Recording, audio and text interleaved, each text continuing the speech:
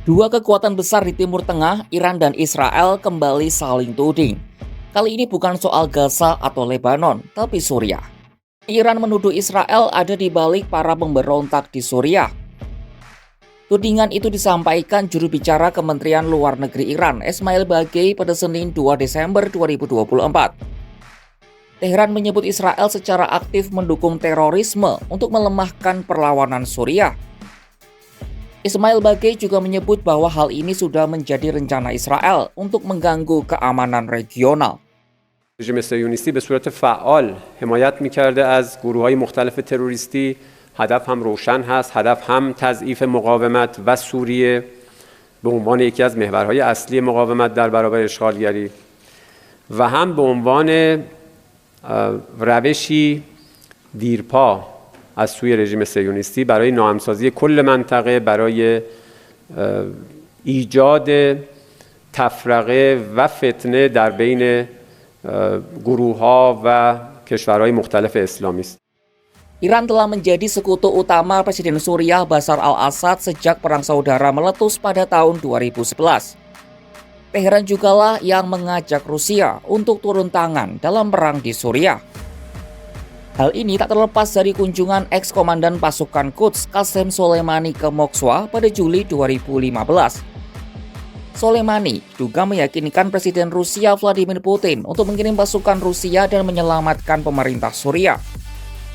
Dukungan Iran terhadap rezim Presiden Bashar al-Assad masih bertahan hingga tahun 2024 ini. Dukungan ini kembali ditegaskan oleh Menteri Luar Negeri Iran, Abbas Araghchi, dalam pidatonya pada Senin 2 Desember 2024. جمهوری اسلامی ایران حمایت کامل خودش رو از سوریه، از دولت سوریه، مردم سوریه و ارتش سوریه اعلام میکنه. ما همونطوری که در گذشته کنار دولت، ارتش و مردم سوریه بودیم، همچنان کنار آنها خواهیم ایستاد و برای حفظ ثبات و صلح منطقه فکر میکنیم که ثبات و آرامش در سوریه اهمیت بسیار اساسی داره. Araghchi menambahkan Iran akan melanjutkan diskusi mengenai krisis Suriah dengan negara-negara lain, termasuk Arab Saudi dan Irak. Dukungan Iran juga ditegaskan langsung oleh pernyataan presiden mereka, Masoud Pezeshkian, Senin 2 Desember 2024. Pezeshkian berjanji tidak akan membiarkan kelompok oposisi yang disebutnya sebagai teroris memulai perang kembali. نباید اجازه بدیم تروریست‌ها و توطئه‌گرها بتونن در منطقه دوباره جنگ و خونریزی را بندازن و این تلاشی است که باید انجام بدیم، حالا به صورت دیپلماسی، به صورت هماهنگی هایی که بین ما و کشورهای همسایه باید شکل بده. ما با مسلمان‌ها با کشورها برادریم. Sebagai tindak lanjut, pada hari yang sama Pezeshkian menelpon Presiden Rusia Vladimir Putin terkait perkembangan perang saudara ini. Dikutip dari kantor berita Rusia TASS, Pezeshkian menyebut aktivitas dari kelompok oposisi di Suriah merupakan bagian dari rencana Amerika Israel untuk mengacaukan situasi di Timur Tengah. Meski begitu, Pezeshkian yakin rencana itu pasti gagal berkat persatuan dan kerjasama negara-negara di kawasan itu. Presiden Iran itu turut memuji peran Rusia dalam menjaga perdamaian dan stabilitas di Timur Tengah, khususnya dalam menjaga integritas wilayah Suriah. Ia juga sepakat kalau meningkatnya ancaman oposisi di Suriah Utara menimbulkan resiko serius terhadap stabilitas di Timur Tengah. Pezeshkian menyatakan kesiapannya bergandengan dengan Rusia guna membantu menyelesaikan krisis Suriah.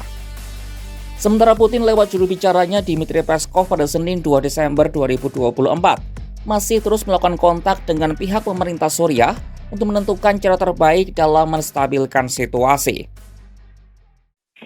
Мы, конечно же, продолжаем поддерживать Башара Асада, и на соответствующих уровнях мы продолжаем наши контакты, анализируем ситуацию. Будет формироваться позиция относительно того, что нужно для стабилизации обстановки.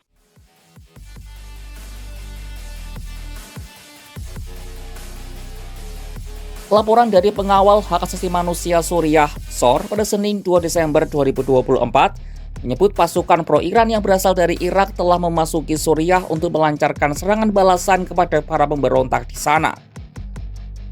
SOR menyebut sekitar 200 tentara pro-Iran telah menyeberangi Suriah dalam semalam. Mereka melewati penyeberangan perbatasan strategis Bou Kamal untuk menuju Aleppo. Saat ini para pemberontak yang dipimpin kelompok Hayat Tahrir al-Sham itu telah menguasai sebagian besar Aleppo, Suriah.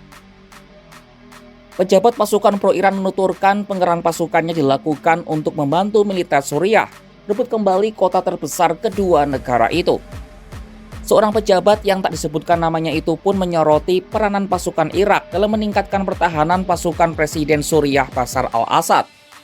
Sementara negara-negara lain seperti Turkiye dan Amerika Serikat serta PBB mengecam adanya perang di Suriah, terlebih jika memakan korban dari warga sipil. Seolah belum lelah berkonflik, Iran dan Israel kembali berseteru, kali ini di Suriah. Teheran menuding Tel Aviv bersama dengan Washington menjadi dalang di balik eskalasi yang terjadi di Suriah. Adapun Iran dengan tegas menyatakan dukungannya kepada pemerintahan Bashar al-Assad. Mereka juga siap bergandengan tangan dengan Rusia untuk menstabilkan kawasan itu. Mampukah perang di Suriah dihentikan? Saksikan perkembangannya hanya di kanal YouTube Kompas.com.